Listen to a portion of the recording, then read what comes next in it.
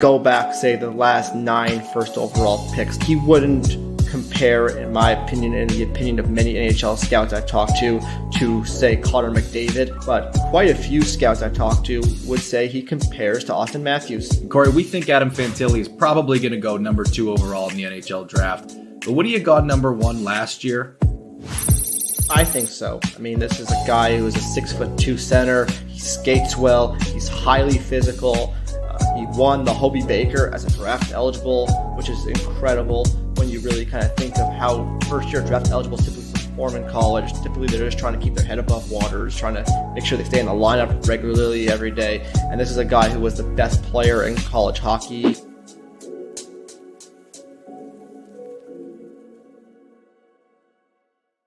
It is indeed all about Connor Bedard tonight. We got Bill Daly turning over cards right now. No surprises so far, Corey. But as we talked about here, this is the Connor Bedard draft. I want to ask you, as we're going through these picks and they're turning them over, I can keep chiming in with play-by-play a little bit here. The hype on Connor Bedard. We've been part of it, talking about it. How do you feel the hype measures up to the reality for the player as he turns over the Buffalo card? Still no surprises for draws in. I mean, I think he is one of the very best prospects we've seen as a draft eligible of the last decade. I mean, you're talking about him, right up there with the likes of Austin Matthews, Jack Hughes, Rasmus Dahlin. You could argue him ahead of all of them, frankly, at the same age. And I think it'd be perfectly reasonable. You look at his track record, his incredible scoring at the junior level, at the international level, game-breaking skill, game-breaking goal-scoring ability. Doesn't have incredible size. He's a good skater, not an amazing skater. So how it translates to the NHL would make me a little bit hesitant to drop, say, the generational tag on him, compare him to Sidney Crosby, Connor McDavid. I think he's a little bit behind that, but he's an exceptional prospect. And this is a guy who has the potential to change the trajectory of an NHL franchise's rebuild. I thought it was kind of interesting. You had a story to that effect this morning, and people almost didn't like the idea that he was like only a Jack Hughes level prospect here. Jack Hughes is a 99-point player this season. Right, and Dahlin is a Norris Trophy candidate, and Austin Matthews has won an MVP. Got that. I think if for a guy who hasn't played an NHL game yet, comparing him to guys who are of either won or are in MVP consideration, life could be a lot worse. Yep, absolutely. Still no surprises here as they turn over the Vancouver, the St. Louis, the Detroit.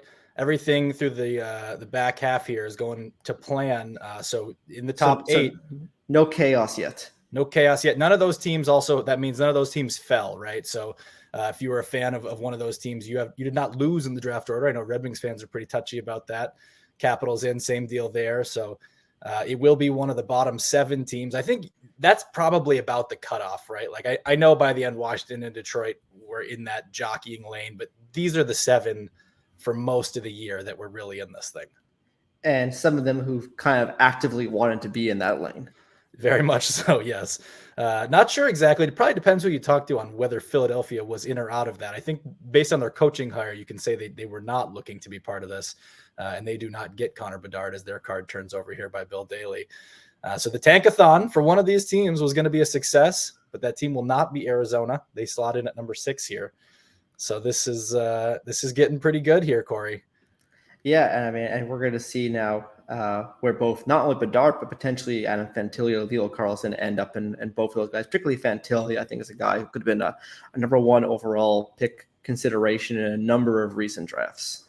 No back-to-back on the lottery for Montreal. They come in at number 5. That's going to be a fascinating pick. I think that's really one of the points in this draft where the no-brainers we anticipate will have gone unless there's a huge shakeup. So that's a really interesting point in this draft. 3 out of the 4 remaining are in the Western Conference for those people who want to. And we haven't seen a first overall pick in the West in quite a long time. That's right. San Jose off the board next. So the bottom 3, it's going to be 2 of the bottom 3 that get these spots. Anaheim, Columbus, Chicago remain on the board. And I think we can probably say those are the teams that chased this the hardest. So, I think mission accomplished there, I guess. That's what we want to say. I think Chicago was probably the most active. I think Anaheim, I don't know if they were that blatant. I mean, they signed, John Klingberg in the offseason. They signed Ryan Strome. I feel like this was the Chicago plan this season. And you know what? Not fair of me to say Columbus here. They signed Johnny Gaudreau this time. That's not fair of me to say that they were chasing. Right. It just really went poor between poor play of various players, injuries. Some guys who just underperformed in general. It was a tough season for the Blue Jackets, and it'll be interesting to see what the player they get and how that changes the trajectory, because you got to imagine the Kekalainen regime. There's pressure on them to win now, given the events of last season. Yep, absolutely. I've got it on mute here. Someone just told me Kevin Weeks just maybe potentially spoiled it, so I guess we should have had the volume on to hear whatever was said. But I guess that's good for us, because we still got some stream left here to go. Let's ask this. Connor Bedard, there's a kind of a positional question here, if he's a center or a wing. Now that we know who the top 3 teams are, which of these teams is he a center for you on? I think on Chicago, he absolutely has to be tried at center. They have no depth at that position at all in their organization, and especially with Jonathan Toews leaving next season. Anaheim and Columbus is a little more tricky, particularly Anaheim, where you have Mason McTavish and Trevor Zegras, both outstanding young players there who can play the middle. Columbus is maybe more of a 50-50. I think you have Kent Johnson, who is a quote-unquote center. I think a lot of people envision him as a long-term wing in the NHL. You have Cole Sillinger, who is, I think, an NHL center, but had a really tough season in his second full-year pro, but still a really young player. We think over the long haul, he's going to be a pretty good pro center. So I think those would be the tension points there. Are you using Johnson in the middle? Are you using Bedard in the middle? If I had to choose between the two, I would lean towards Bedard. Yeah, I think there's a lot to be said for that. Zegras, I think, to me, and in Anaheim is the interesting question of what you do. I agree with that one, because he's played center. I think you can argue he's better on the wing. I think you can make the same argument for Bedard. So then it's about, okay, what are you gonna, fall back on there? Yeah, and I agree. I think Zegras is bigger, but doesn't skate quite as well. I don't think Bedard's blazing fast, but he's a better skater, and I would say his off the puck play has a little bit more detail in it than Zegras does. But there is a size differential there, and there's the fact that frankly Zegras has been a successful pro center. Those are all points in his favor. And when Jack Hughes, who is a much better skater than Bedard, but doesn't have quite the offensive skills, turned pro in his first season, they played a lot on the wing. Maybe we see that in an eventual transition to center, but I think it'll depend on the organization. I also do think if you're a team that's drafting Connor Bedard, you're probably giving him quite a bit of say into this too, right? Like I think if you're this guy's gonna be your franchise, the face of the franchise for at least the next few years. Got to prove it still, but I think you give him some input into this decision if that's where he's comfortable. For Columbus now, we'll see where they end up in terms of the 1, 2, 3. But let's say they get one of Bedard or Fantilli. Now, how does that change the organization going forward in the most immediate future right now? Yeah. I mean, I think this is organization that wants to try to win. Whether they actually will win next season, we'll see. But with a healthy Werenski, hopefully some steps up from the young guys. If you add Bedard, you add Fantilli to that roster. I think you're hoping that things progress towards a playoff contention. Yeah, I think with Columbus, I almost think I've kind of in my head had Fantilli as just I know they're looking for Bedard, but Fantilli is such a perfect fit there, knowing how hard they've been chasing these centers forever. I also just think it'd be very funny for all these Michigan guys to keep ending up in Columbus between Werenski, Kent Johnson, and potentially Fantilli. But here we go, we're back on the broadcast. We'll see if the universe has the same sense of humor that I do as we look at the board there. I'm going to do the dramatic pause here because I think this one's a big moment here. Who gets number 3? It is Columbus. So I think that is what Kevin Weeks tipped going into the commercial. So this is a very interesting spot for Columbus now, because they are going to be at the spot in the draft, we presume, where they're picking between Leo Carlsson and Matvei Michkov. And that is going to be maybe the most scrutinized decision in the draft. And I think Will Smith is in that consideration when you talk to a lot of NHL personnel. Yeah, and he's coming off the huge tournament, obviously for good reason. There you look at Pat Verbeek and Kyle Davidson. Davidson, first-year GM too. 2 first-year GMs there that we're looking at. And obviously, the two in terms of just the way Chicago's approached this now, it's interesting seeing that they've. I guess I don't think a lot of fans probably didn't want to see this outcome because such a blatant rebuild resulted in that. It is the Chicago Blackhawks at number 1 overall. That is fascinating. I mean, this is going to be a lightning rod story, obviously, for people. For the Chicago Blackhawks, I think you made the point in your article this morning. Connor Bedard has a lot of Patrick Kane-like qualities. Patrick Kane goes out. New Patrick Kane potentially comes in. I agree with you. I think you have to try him at center. But they know as well as anyone what this skill set realistically can look like on the wing, and that it is possible to have this guy on the wing for your franchise. Right. And I think there are some deviations between the two players, whereas I think Bedard is more of a shooter and doesn't have maybe the vision and the hockey sense that Kane does. Few players who've played the game, frankly, have ever had that. But in terms of the frame, good, not amazing skaters, but just exceptional offensive abilities, exceptional on the power play. A guy who you think if he hits, and you don't want to put a guarantee on a 17-year-old, but if he hits, you're thinking of a guy who could be a 70, 80, 90-point guy in the National Hockey League. And I think that's what you're hoping. Now, what's really interesting with Chicago is, okay, this was the first part of the tear down. Now, what's part two? You're going to have Bedard. He's going to be in the lineup next season. What does your lineup look around him now? Because it can't be the guys you put out there towards the end of last season. I'm not saying they're going to bring in a bunch of talent and be pushing towards the playoffs. I think that's unrealistic, given the absolute disastrous state of their roster right now. But I think you've got to try and at least give him some guys to play with, right? Yes, and so they're going to have one of the most interesting secondary assets here. They've got another pick that I think is officially in the top 20, could go up another spot if the Panthers finish off the Leafs. That's a pick that now you have this question of, do you try to draft a running mate for Connor Bedard, or do you try to move it for immediate help so that he comes into as good of a day one situation as possible? Right, and they have, like I said, I think Lucas Reichel will be up. He'll be, I think, a good player for them next season. And, I was pretty confident Kevin Korchinski was going to go back to Seattle. Now I'm not 100% sure, because if they do add around Bedard a little bit, I think that makes that situation a little bit more interesting to bring Korchinski in, who has looked outstanding in the Western Hockey League this season. So, like I said, I mean, depending whether you center or the wing, depending who you play him on the line with, I think if you're Chicago, the fact that you just won this lottery, not only are you just ecstatic because you added a potential NHL talent to your roster, but I think now you have to think about what's the next stages of building around Connor Bedard, and how does that change our offseason? Man, I can't help but wonder. Chicago preactively put out that statement before Jonathan Toews' last home game that it was, they weren't going to re-sign him. Man, I wonder if there's any regret there, because it would be a pretty appealing situation to have him walk into a Toews-led locker room, and now you've seemingly publicly already closed this door. I think that would have been a tremendous thing for Connor Bedard. I think it would have been too, but obviously, Toews' situation has been so for complicated there the last few years. Moving to Anaheim now. I don't think the number 2 pick is a guarantee. It's Adam Fantilli. I think there are some scouts that you can talk to that would lean Leo Carlson. Some would even lean towards Will Smith or Matvei Michkov. But I think not almost, I would say a significant majority of those I talked to think Fantilli is the second best player. So let's talk about what Adam Fantilli looks like in a Ducks uniform right now, because I think now we talk about that center wing dynamic. I think Adam Fantilli centering Trevor Zegras is a very realistic possibility in 5 years from now, or possibly even next season.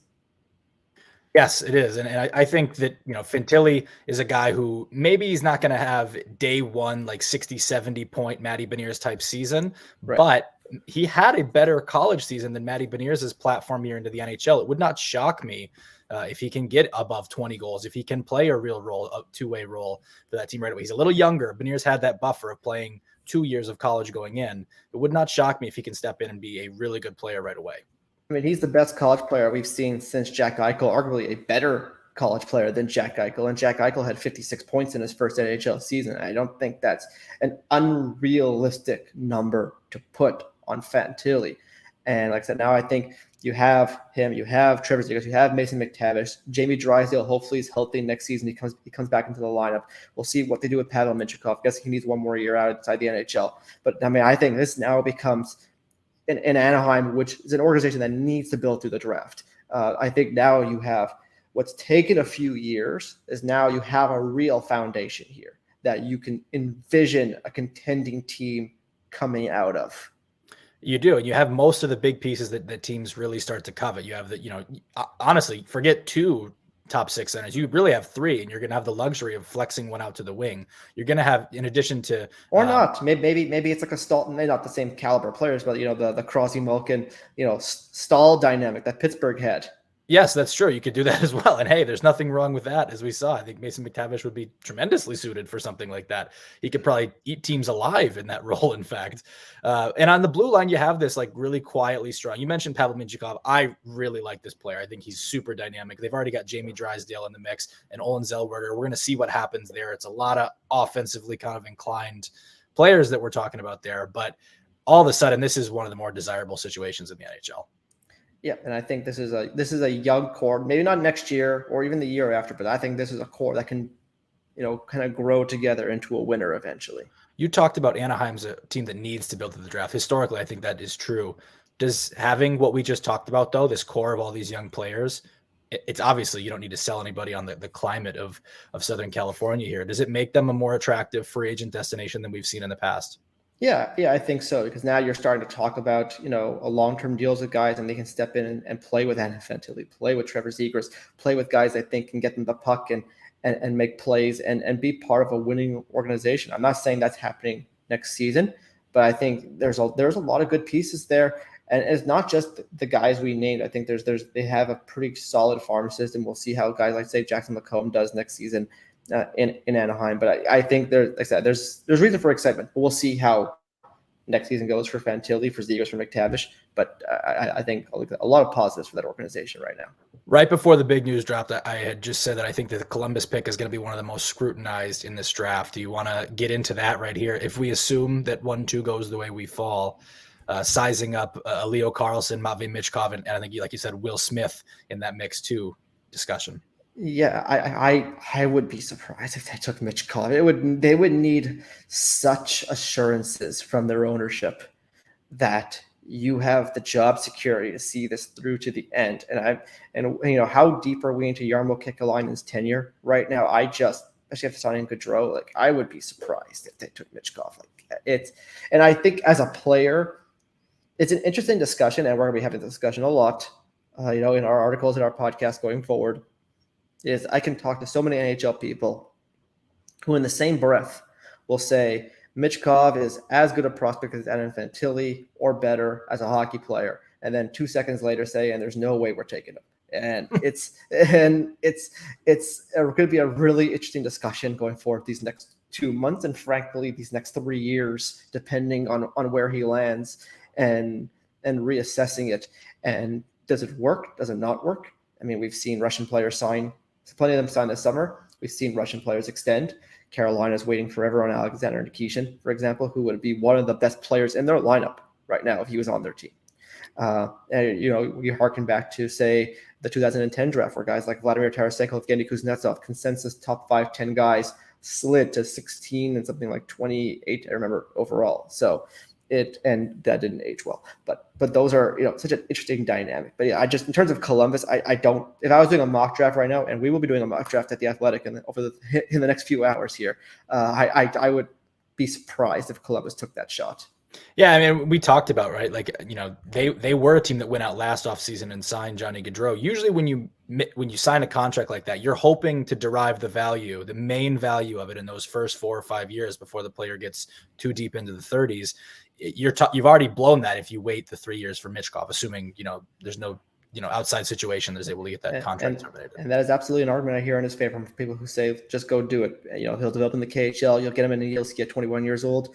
But I get the alternative argument. Like, I think he's a better player than Leo Carlsson and Will Smith. I think actually he's a much better player. But Leo Carlsson and Will Smith are extremely good hockey players. Those are guys that would be standard second, third overall picks in any given draft. And those are guys who I think could be may have the potential to be stars in the league. I'm not saying they will, but they have the potential. And those are really hard players to say no to when you know for a fact they will be in your lineup into the next 2 years.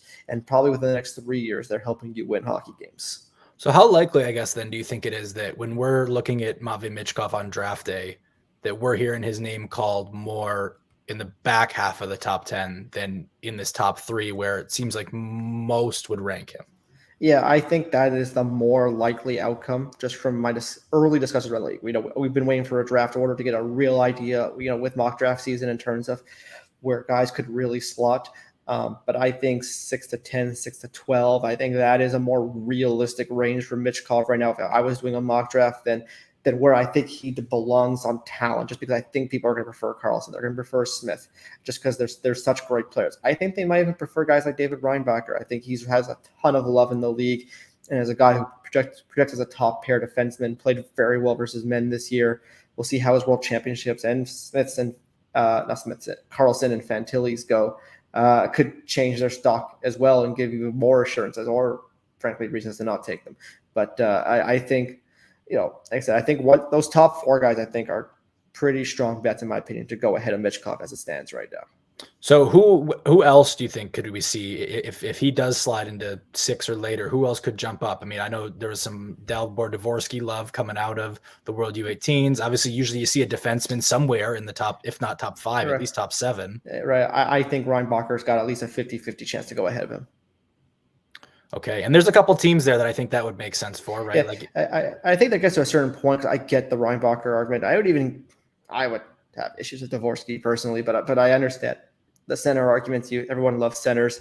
I think that gets to a certain point of ridiculousness when you start talking about guys like Colby Barlow or Matthew Wood or Ryan Leonard or Gabe Perreault, and even Dvorsky, I think, is in there. Like where like the talent delta is just so gigantic at that point, and you're talking about guys who realistically project as like second line wingers, and I think at some point you're going to force the team's hand too much. And I'm sure there'll be like an owner listening to the draft meetings and hearing what you project one guy as, you project the second guy as, and I think that the decision becomes inevitable, even if it's uncomfortable. And that's what we've talked about through this whole process on the hockey show, right? Or prospect series show is that, it's going to be about the owner as much as anything else here. It's going to be about the tolerance, the patience of the owner, the risk tolerance of the owner, and really the security of the general manager.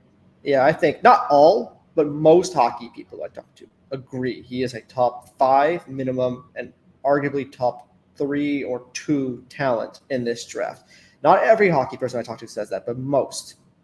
Not a significant majority of them will say that. But that is not who's making these decisions. It is management and it is ownership.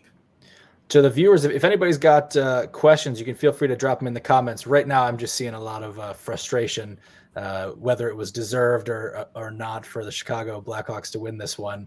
But you know what? That is the games you play when you have a lottery. And so Chicago does come out with Connor Bedard. We're happy to take a couple of questions. We got a few minutes left here before Corey and I got to run and get to work on our staff mock draft. Corey, anything else you want to hit before we fully turn it over to the questions?